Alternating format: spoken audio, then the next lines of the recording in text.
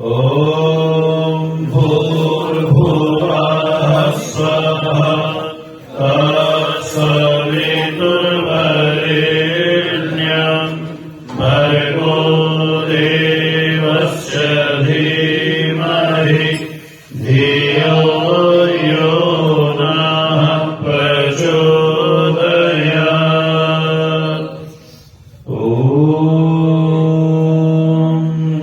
ब्रह्मा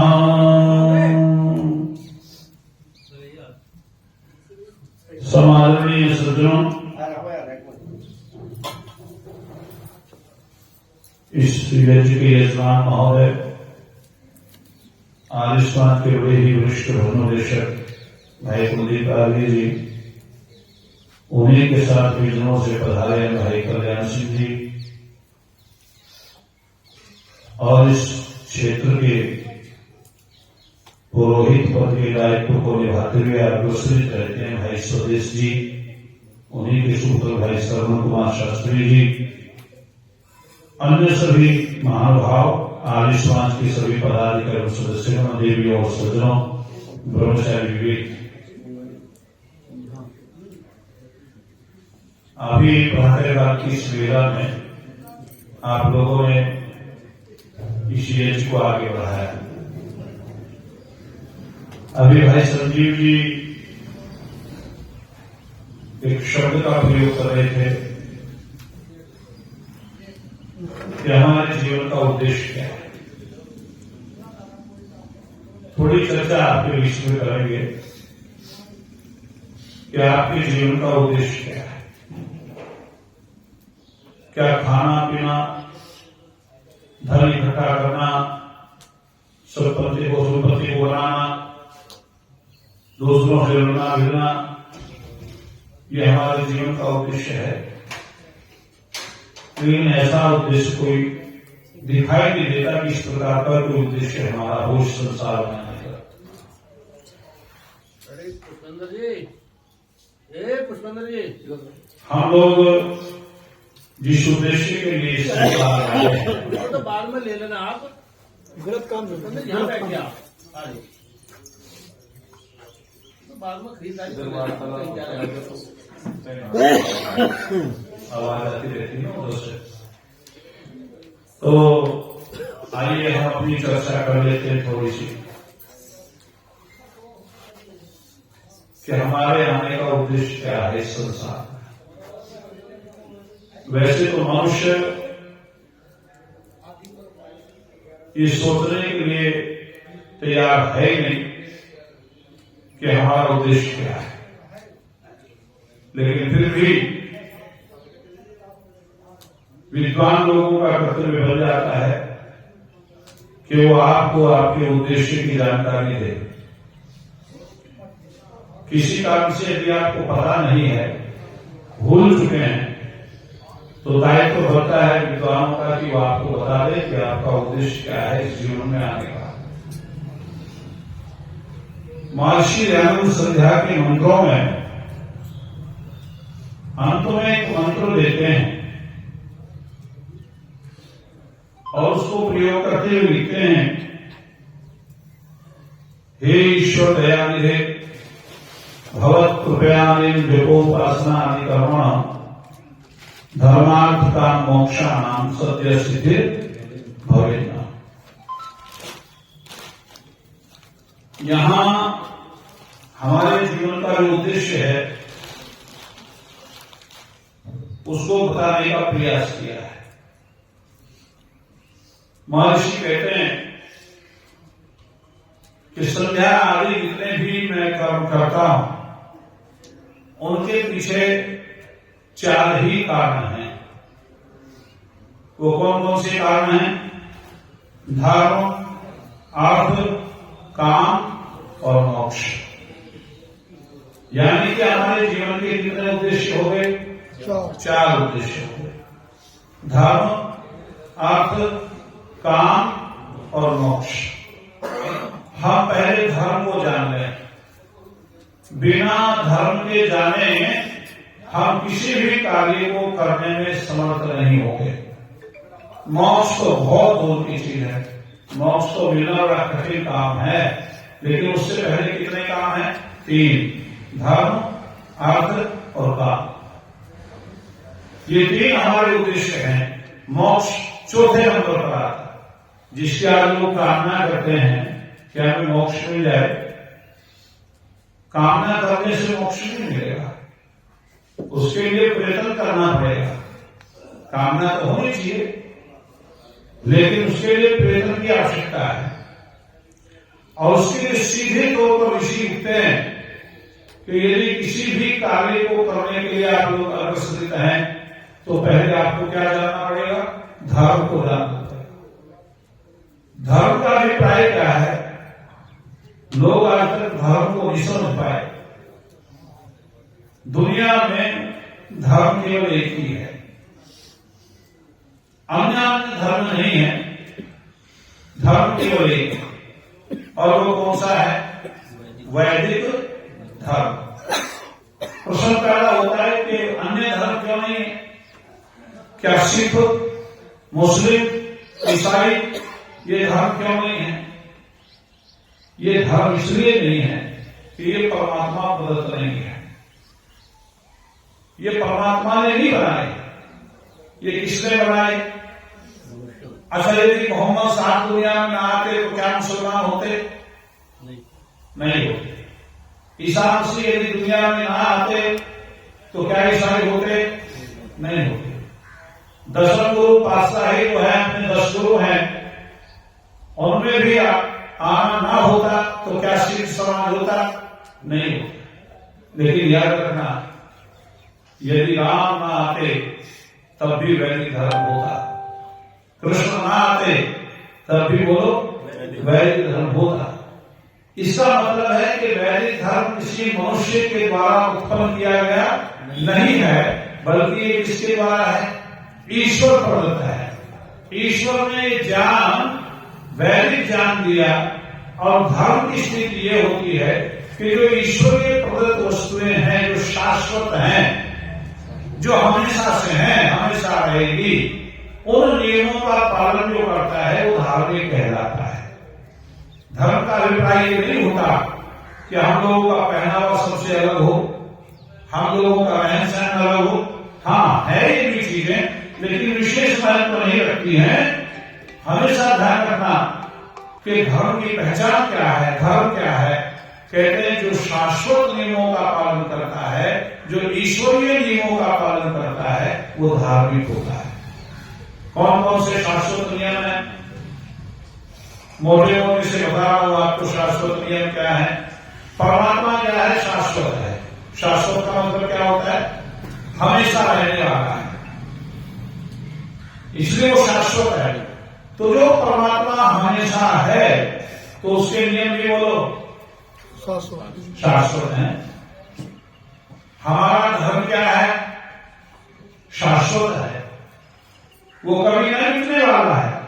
पूर्व कल्पों में भी, पूर्व सृष्टि में भी वो जो करते था, आज की सृष्टि में भी वो जो करते है, कोई परिवर्तन उसमें नहीं आया।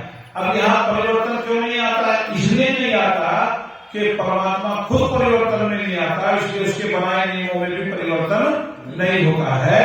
ये ध्यान रखने की बात है। लेकिन मनुष्यों के द्वारा बनाया गया जो कानून है, जो संविधान है, जो नियम है, उसमें परिवर्तन होता रहता है। और ईश्वर द्वारा बनाए गए विधानों में परिवर्तन नहीं होता, ये शाश्वत होते हैं। अच्छा सुन लो, उसमें एक उदाहरण दे रहा हूं, बस आपकी समझ में आ जाएगा। 2 2 4 होते हैं।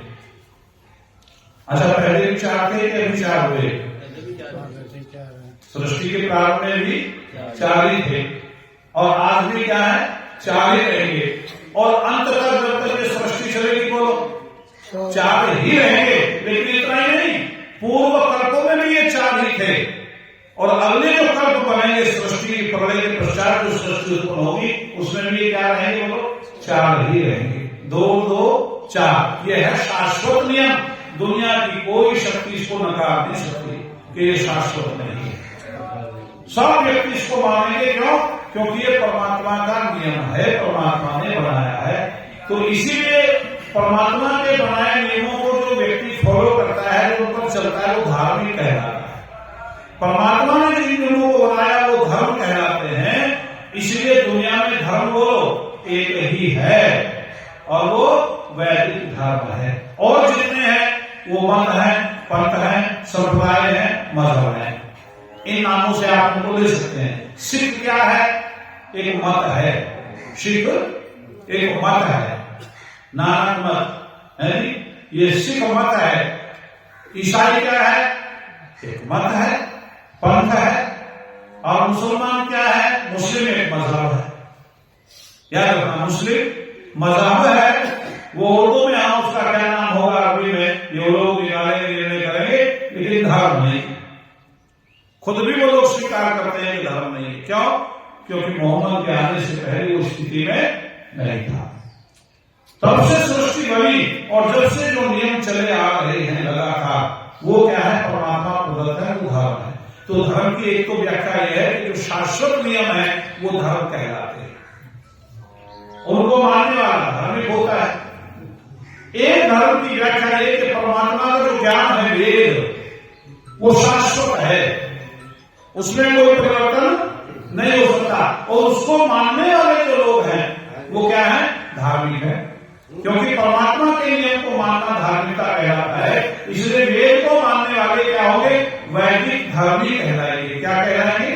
वैदिक धर्मी। वेद के आदेश का पालन करने वाले।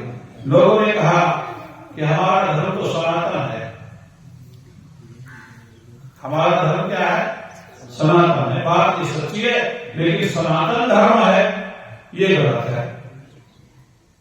धर्म क्या है? सनातन है, बहुत पुराना है। ये पुराना भी नहीं कह सकते इसको, ये भी शब्द गलत है इसके लिए। बल्कि क्या कहेंगे कि हमेशा से है। पुराना शब्द भी नहीं लगेगा इसके साथ। सनातन का अर्थ होता है हमेशा से है। जैसे पहले कल्पों में था, ऐसे इस कल्प में भी है। ये भी इसके लिए कहना गलत होगा कि इसकी सृष्टि का है, फिर सनातन नहीं रहेगा। यदि इस सृष्टि का मानेंगे तो फिर भी सनातन नहीं रहेगा। कहेंगे कि पूर्व कल्पों में जैसा था, आज इस कल्प में भी वैसा का वैसा है, इसलिए सनातन है। तो धर्म की व्याख्या आप लोगों की समझ में आए कि जो परमात्मा ने नियम दिए हैं, जिनको करना है, जो करने के लिए आदेश है, उन कर्मों को करना धर्म है। और जिनके लिए निषेध है, उन कर्मों को न करना धर्म है और करना अधर्म है। यदि उन कर्मों को करें जिसमें वेद में निषेध किया गया ये नहीं करना है तो अधर्म है, और ना करें उनको तो धर्म है। याद रखना। तो इसीलिए धर्म की एक छोटी सी व्याख्या, लेकिन दूसरे शब्दों में एक बड़ा सुंदर शब्द दिया, आप लोग समझ गए होंगे उसे। बहुत सुंदर, मैं कई बार आपके बीच में उसका प्रयोग किया है। महाभारत में महर्षि वेदव्यास लिखते हैं, बड़ा सुंदर, श्रुताम धर्मम सर्वस्व श्रुताम च उदाहरेताम आत्मनः प्रतिकूलानि परेशान न करे। यानी कि धर्म का सर्वस्व है। वो कहते हैं सुन लो और सुनकर के धारण करो, क्योंकि धर्म वही है जो धारण किया जाए। इसलिए कहते हैं कि जो मेरी आत्मा के प्रतिकूल है उसको मैं दूसरों के लिए ना करूं, बस यही धर्म है। इतना ही कहकर के वो धर्म की व्याख्या करते हैं कि जो मेरी आत्मा से स्वीकार नहीं करती है उसको दूसरों के लिए ना करो, यही धर्म है। तो धर्म की स्थिति ये बनी। ऋषि कहते पहले धर्म को समझो, मेरा धर्म क्या है। इसे दूसरे शब्दों में कहूं तो कर्तव्य ही धर्म है। कर्तव्य ही धर्म है। जिस जिस प्राणी का जो जो कर्तव्य है, यदि वो अपने कर्तव्यों की पूर्ति कर रहा है तो वो क्या है? वो धार्मिक है। और यदि अपनी कर्तव्यों की पूर्ति नहीं करता तो अधार्मिक है। इसलिए कर्तव्य कर्म को करना, जो कर्तव्य है उसके करने योग्य है, उसका कार्य है, वो कर रहा है तो वो धर्म है। अब इसकी व्याख्या बड़ी लंबी हो सकती है, लेकिन मैं करना नहीं चाहूंगा क्योंकि मुझे अगले भी कई चीजें बतानी है आपको। धर्म का अभिप्राय आप लोग समझ गए। धर्म ईश्वर प्रदत्त होता है और जितने भी है वो मनुष्यों के द्वारा बनाए गए हैं। धर्म ईश्वर प्रदत्त होता है। और धर्म का सारा, यदि धर्म को जानना चाहते हो, महामती चाणक्य लिखते हैं धर्म सुखस्य मूलम किम, सुख का मूल क्या है? तो लोगों ने बताया बहुत सुंदर, उन्हीं ने अपने शब्दों में कहा सुखस्य मूलम धर्म। धर्म करना क्या है बोलो? सुख का मूल है। यदि आप धर्म करेंगे तो सुख मिलेगा, और यदि आप धर्म को छोड़कर के चाहते हैं कि सुख मिले, ऐसा नहीं हो सकता। महाभारत को देखिएगा, भगवान कृष्ण जिस समय अर्जुन के पास में जाते हैं, इसके दुर्योधन के पास में जाते हैं संधि का प्रस्ताव लेकर के, और उसको समझाने का प्रयास किया लेकिन वो नहीं माना, तो भगवान कृष्ण कहते हैं दुर्योधन तुम धर्म अधर्म को जानते हो कि नहीं जानते हो? उसने कहा मैं धर्म को भी जानता हूँ अधर्म को भी जानता हूँ, लेकिन धर्म में मेरी रुचि नहीं है और अधर्म से मेरा छुटकारा नहीं है, इसलिए कहां प्रवृत्त हो गया? वो अधर्म में चला गया। अच्छा, उसको सुख मिला कि दुख मिला? बताओ। दुख मिला, दुखी हो गया, पूरा परिवार नष्ट कर दिया, अपने आप को समाप्त कर लिया। किसकी वजह से? धर्म को जानते हुए भी उस पर आचरण न करने के कारण उसको नष्ट होना पड़ा। इसलिए हम लोग जो कहते हैं कि हम धर्म को जानते हैं, लेकिन धर्म को जानने के साथ साथ उस पर चलना भी वो अनिवार्य है। आप जानते तो हैं धर्म को, लेकिन मानते नहीं। मानने का मतलब उस पर चलते नहीं है, ये सबसे बड़ी विडंबना है। जिस व्यक्ति ने दुनिया में धर्म को जान करके उसकी अवहेलना की, उस व्यक्ति का इतिहास पढ़ो, वो हमेशा दुखी रहा।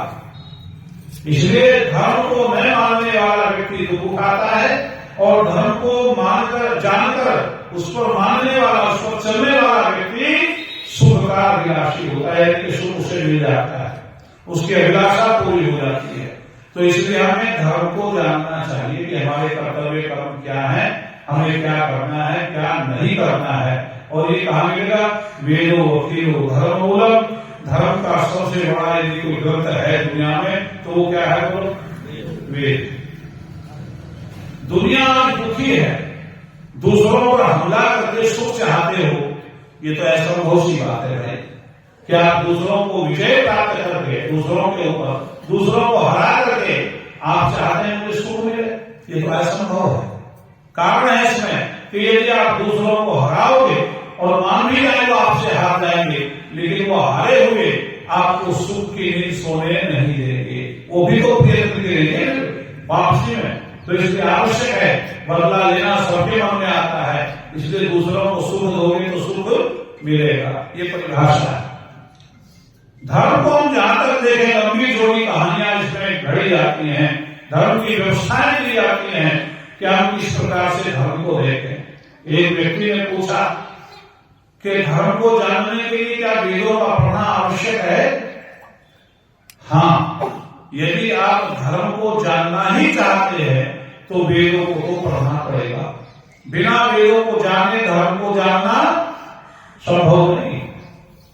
वेदों की वो धर्म मूलम, वेद संपूर्ण धर्म का मूल है। सारे जितने कर्म है, कर्तव्य कर्म है, करने के कर्म है, वो सारे उसमें दिए गए हैं। मनुष्य को क्या क्या करना चाहिए और क्या नहीं करना चाहिए। लेकिन एक व्यक्ति ने कहा यदि हम वेद ना पढ़ना चाहें और धर्म का ज्ञान हमें हो जाए, हम तो नहीं जानते, जो अनपढ़ लोग हैं, हम इतने पढ़े लिखे नहीं है, हमें संस्कृत का ज्ञान नहीं है, हमें हिंदी भी ठीक से नहीं जानते, तो क्या हमारा अधिकार नहीं कि धर्म को जान ले?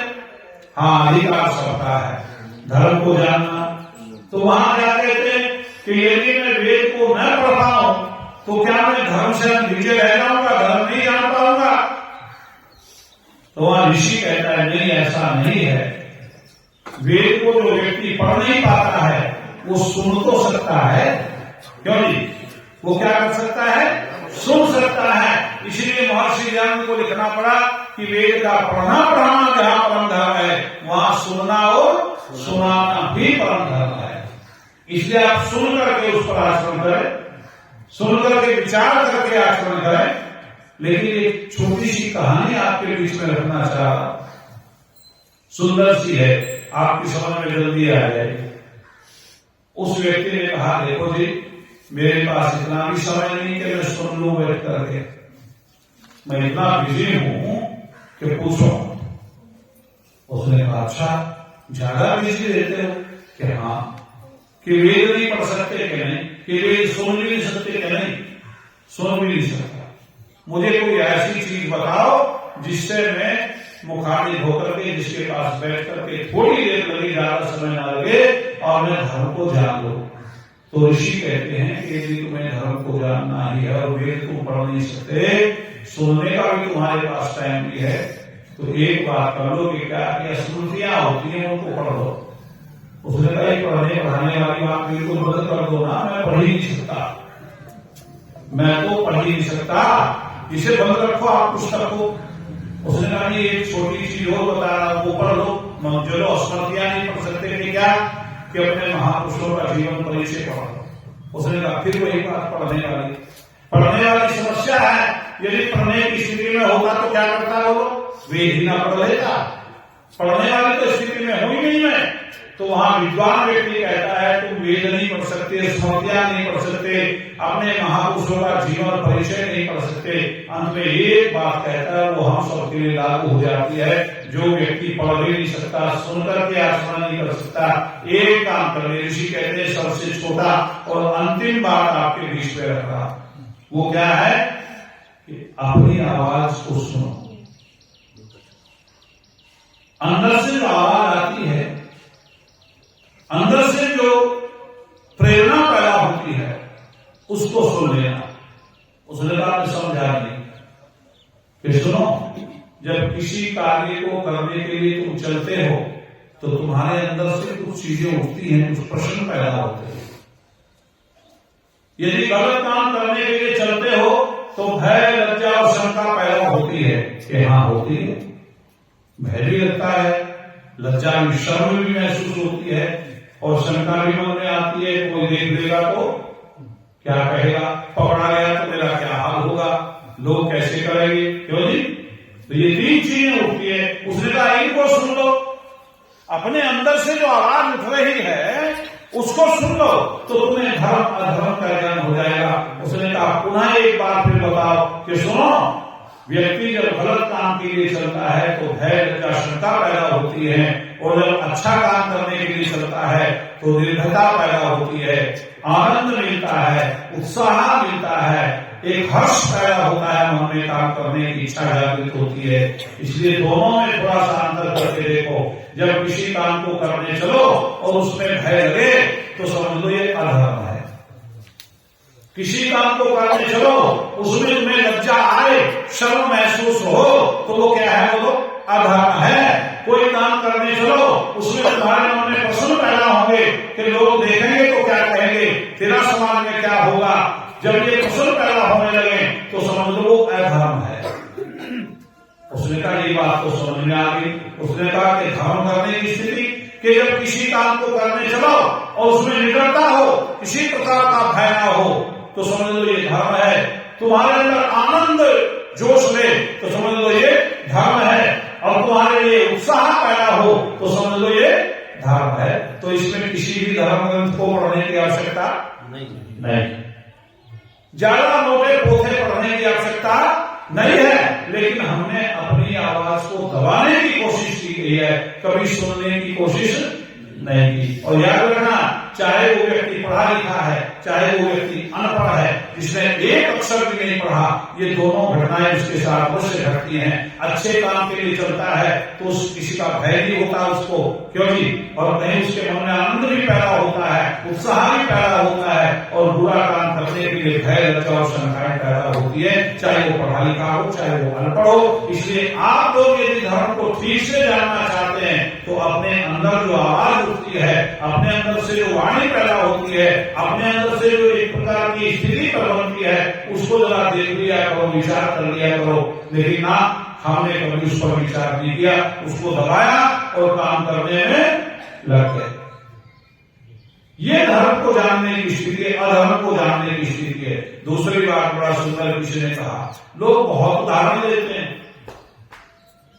एक व्यक्ति धर्म का उदाहरण लेकर के कहता है, गुरु जी मान लीजिए एक कसाई जो है गाय लेकर के जा रहा है कि हाँ कि वो उससे छूट गई गाय, अब वो वापिस दौड़ी और वो दौड़ करके उसमें लंबा अंतर पड़ गया। कसाई बहुत पीछे रह गया, गाय बहुत आगे निकल गई। आगे तीन रास्ते थे और वही एक महात्मा की कुटिया भी थी। महात्मा जी बाहर धूप से गए थे, उसने देखा गाय निकल गई, भागी जा रही है। पीछे से काफी देर बाद कसाई आया, उसने पूछा कि महात्मा जी यहां से कोई गाय गई है? अब उसका हुलिया बता रहा था कि ये कसाई है। क्यों? दूर से दिखता है ना वो। तो लोग कहते हैं कि बताओ वो महात्मा क्या करेगा? यदि उसने सच बोला तो गाय की हत्या हो गई, और यदि झूठ बोला तो धर्म से गिर गया। आप बताओ क्या करें?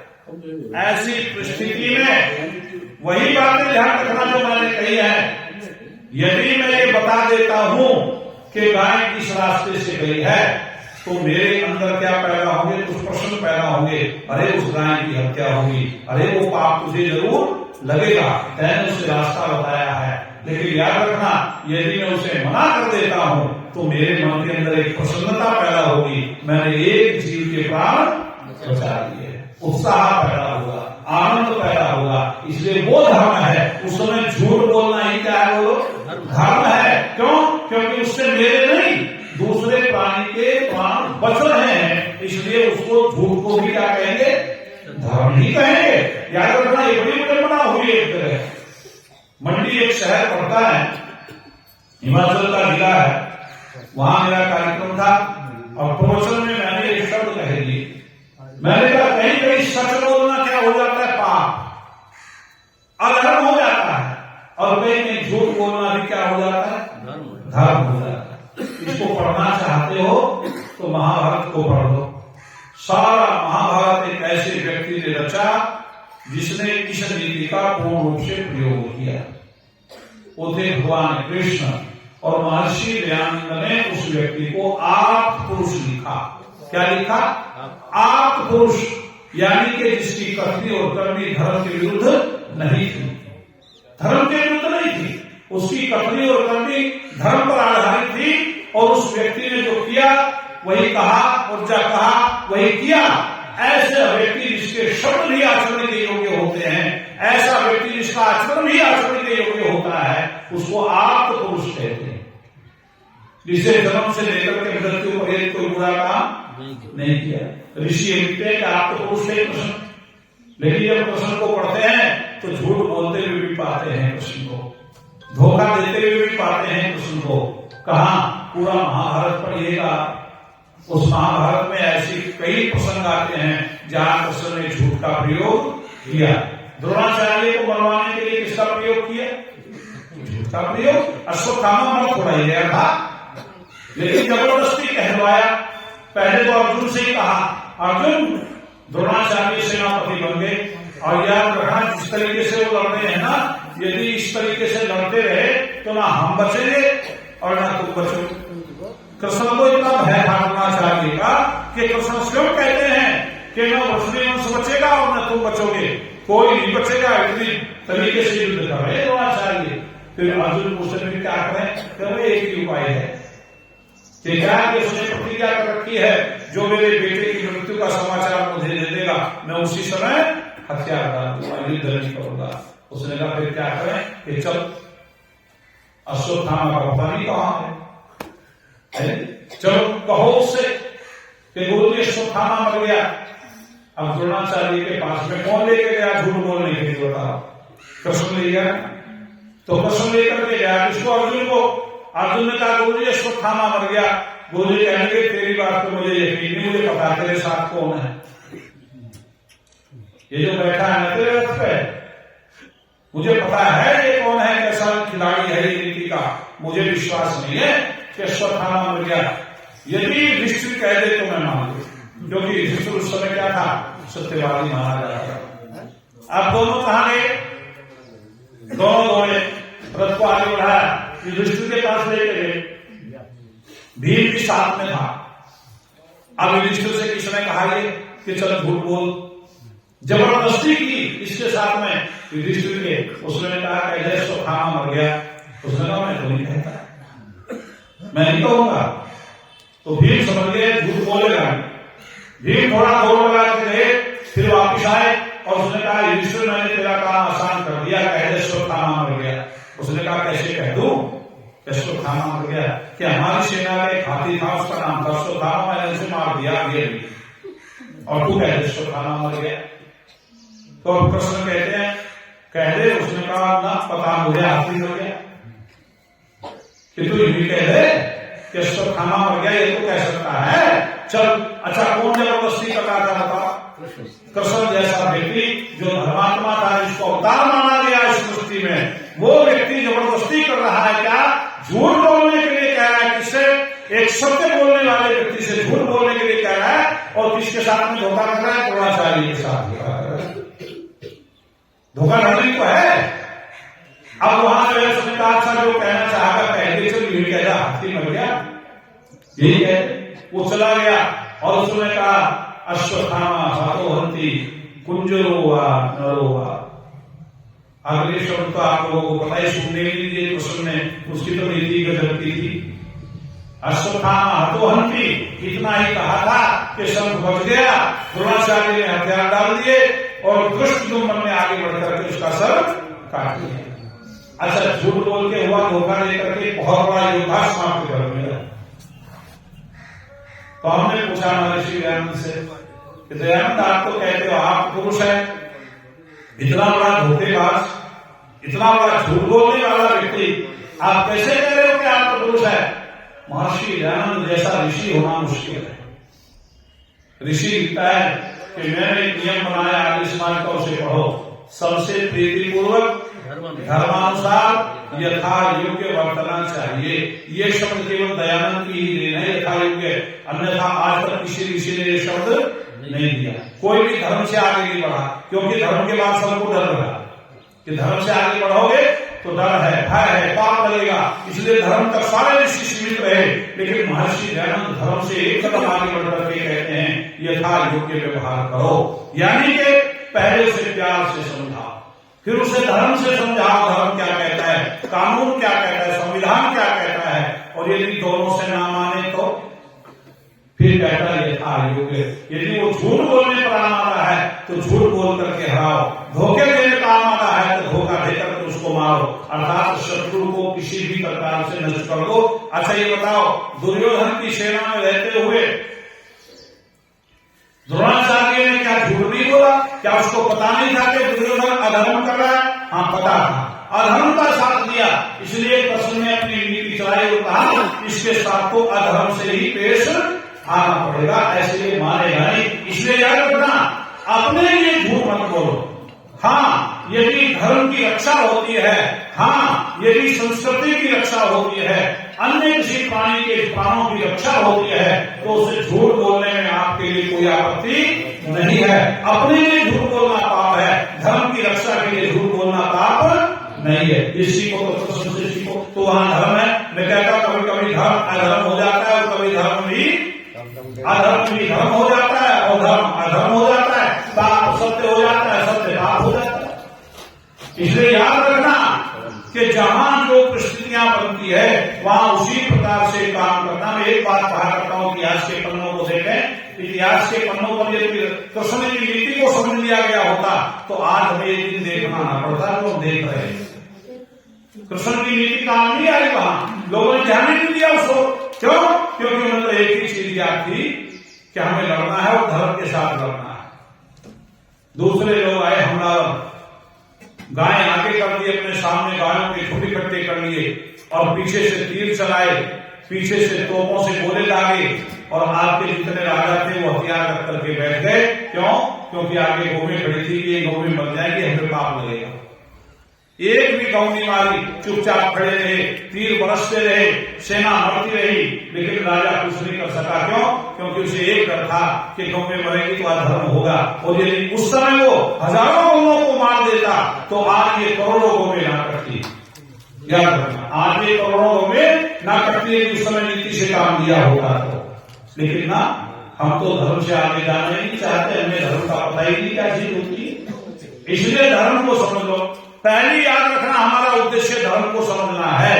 जिसने धर्म को समझा वही आगे बढ़ेगा, और जिसने धर्म को नहीं जाना वो अगला पद उठाएगा भी तो उसको डिसबैलेंस नहीं बना पाएगा, अपने आप वो जो है हाल उसका खराब हो जाएगा, डिसबैलेंस हो जाएगा। इसलिए ध्यान रखना कि हमें धर्म को जान लेना है हर प्रकार से कि धर्म की स्थिति कहाँ क्या बनती है, कैसे बनती है, और इसको जलाने के लिए कौन है? वेद है। धर्म के बाद आता है अर्थ। धर्म के बाद क्या है? अर्थ। लेकिन आज क्या हो गया? एक समय था जब हमारे उपाधियों के पीछे, अपने नाम के पीछे श्री लगता था। ताऊ श्री, चाचा श्री, पिताश्री, मामा श्री। ये श्री शब्द का प्रयोग होता था बाद में, क्योंकि हमें धन की इच्छा नहीं थी उस समय सम्मान की इच्छा थी। और आज क्या है? धन की इच्छा पहले है, नाम की इच्छा बाद में। श्री आज पहले लगे, श्रीमान बला बला, श्रीमान बला बला। आज श्री की आवश्यकता ज्यादा हो गई। उस समय श्री की नहीं, सम्मान की आवश्यकता थी। पहले श्री बाद में प्रयोग होता था, जी शब्द का प्रयोग नहीं हमारे यहाँ होता था। यहाँ तो हो गया, ये चल गया, प्रचलन में है जी शब्द हमारा है ही नहीं। किसी ग्रंथ को पढ़े, पुराणों को भी पढ़े, वहां भी बड़े से बड़े व्यक्ति के लिए कोई जी शब्द का प्रयोग नहीं है। महाभारत में जी शब्द का प्रयोग नहीं है, रामायण में जी शब्द का प्रयोग नहीं है। ये जी शब्द आया कहां से? पिताजी, मामा जी, फूफा जी, ये आया मुसलमानों से। हमारे यहाँ श्री लगता था, मामा श्री, फूफा श्री, यानी पिताश्री, ये श्री लगते थे, जी लगता था। जी का क्या अर्थ होता है? चलो बताया जी का क्या अर्थ होता है? किसी को पता है जी का क्या अर्थ होता है? हमसे पूछो, हम बताएंगे जी का क्या अर्थ होता है। एक शब्द आज भी प्रयोग होता है मोमिनल्स में, मामा जान, अम्मी जान, अब्बा जान। ये जान ही जी का बवाल बन गया। जान का अर्थ क्या है? जी, मेरी जान निकल गई, मेरा जी निकल गया, होता है ना? कोटी भाषा में बता रहा हूं, मेरा जी निकल गया, मेरी जान निकल गई। तो जान का जो विपरीत शब्द बन गया, जी बन गया। और वो जो मामा जान था वो मामा जी हो गए, जो अम्मी जान था वो अम्मी जी हो गया, जो अब्बा जान था वो अब्बा जी हो गया। ये जी शब्द वहां से प्रयोग हुआ। हमारे यहाँ जी का प्रयोग नहीं, हमारे यहाँ तो श्री का प्रयोग है। इसलिए कहा कि फिर आप धन की स्थिति कैसी करें? कहते हैं धर्म के बिना जो धन कमाया जाता है वो हमेशा सुख और चैन छीन लेता है। जो व्यक्ति धर्म को न जान करके धन को कमाता है, ऐसा धन उसके लिए नुकसानदायक होता है, लाभदायक नहीं होता, वो धन हानि ही करता है। इसलिए पहले लिखा ऋषियों ने धर्म को जान लो, क्योंकि धर्म को जानने के बाद उस धर्म को माध्यम बनाकर जिस समय धन कमाओगे वो अर्थ आपके लिए कल्याणकारी बनेगा, वो धन आपके लिए कल्याणकारी बनेगा। लेकिन आज ऐसा नहीं है, आज तो अर्थ ही है सामने, धर्म सामने है ही। धर्म तो चला गया। आज तो मामला बढ़ गया ये कि लोग धर्म बदल रहे हैं। क्यों नहीं? मोटी बातों में बता रहा हूं, हालांकि बदला नहीं जाता धर्म, धर्म तो वही रहेगा। लेकिन याद रखना, फिर भी एक कहावत चल रही लोगों में कि उसने परिवर्तन कर लिया धर्म को। कैसे? कि धन के लालच में। अच्छा, धर्म की रहेगी कोई व्यवस्था? धन के लालच में धर्म को ही परिवर्तन में ले आए लोग। इसलिए हमने धन सामने रख दिया, धन को हमने प्राथमिकता दी है। धन हम बिल्कुल पहले लाइन में ले आए हैं, पहले समय में ले आए। तो इसलिए ध्यान रखेंगे कि यदि हम धर्म को जाने बिना धन को कमाते हैं तो वो धन हम कमा तो लेंगे, लेकिन वो धन हमारे लिए जी का जंजाल बन जाएगा और हमारे लिए कभी सुख और चैन को उत्पन्न करने वाला नहीं बनेगा। इसलिए धन के बाद में क्या आता है? काम। अब ये काम क्या है, इसको जरा मोटी सी भाषा में समझ लेंगे। काम की स्थिति क्या है? कहीं काम का कार्य होता है, लेकिन कार्य तो है। काम का अर्थ यहां दूसरे रूप में लिया गया, प्रजा की उत्पत्ति। प्रजा की उत्पत्ति, संतान की उत्पत्ति काम शब्द में आ गई। अब यहां धर्म से इसका संबंध है, काम से। काम और धर्म आपस में जुड़े हुए हैं। यदि कोई व्यक्ति धर्म को सामने रख करके, धर्म को जान करके और काम के वशीभूत हो जाता है, काम करता है, संतान को उत्पन्न करता है, तो वो संतान धर्म की संतान कहलाती है। और उस संतान के उत्पन्न करने में, उस संतान को आगे बढ़ाने में, परवरिश करने में उस व्यक्ति को समाज सहयोग करता है। और यदि कोई व्यक्ति धर्म को ताक पे रख करके, धर्म को सामने ना रख करके, धर्म को दूर रख करके अधर्म का आचरण करता हुआ वैश्य से पुत्र उत्पन्न करेगा, तो समाज उसकी परवरिश के लिए कभी सहायता बोलो नहीं करेगा। इसलिए ध्यान रखना कि प्रजा की उत्पत्ति भी किसके साथ होनी चाहिए? बोलो, धर्म के साथ होनी चाहिए। जो विवाह का बंधन है हमारे यहाँ, वो हमारे यहाँ धर्म की स्थिति पैदा करता है। इसलिए पत्नी को धर्म पत्नी कहा।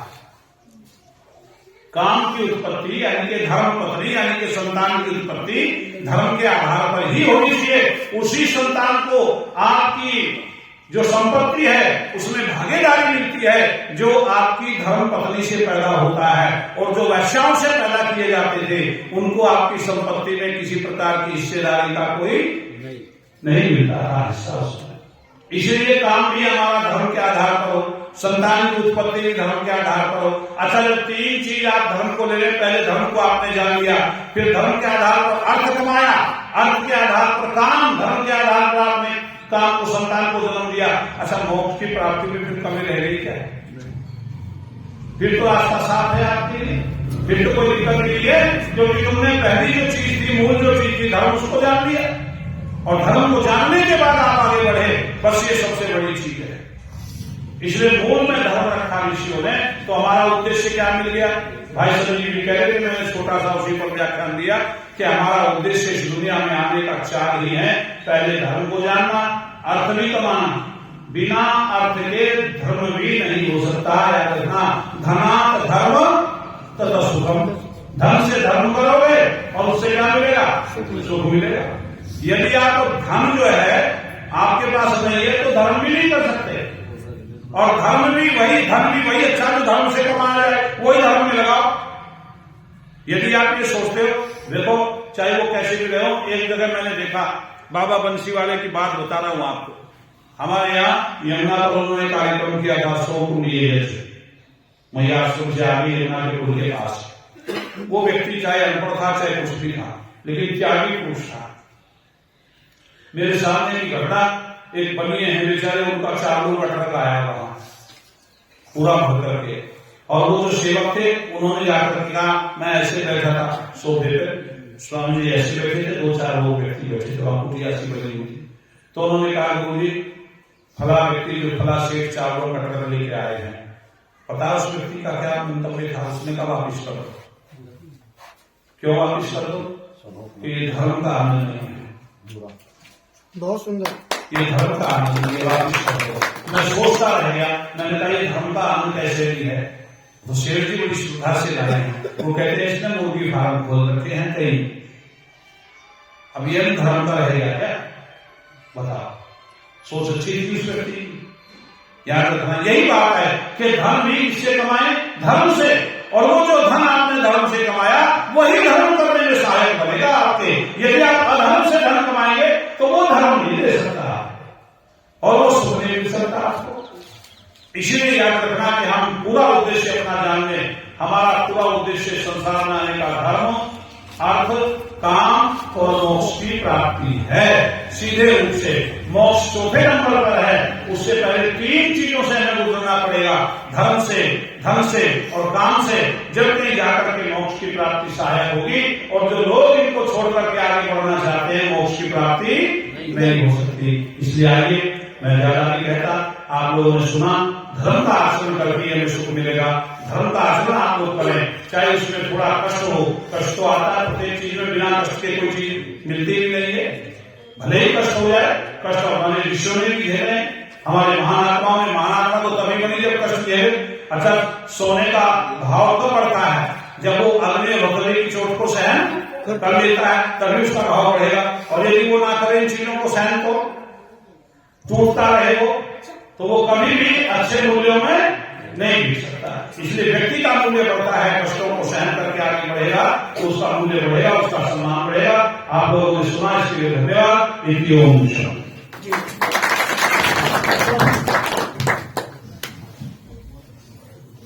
सादर आभार श्रद्धेय आचार्य जी, और आप सभी ने बड़े आत्मिक भाव के साथ कुछ आचार्य जी को श्रवण किया है।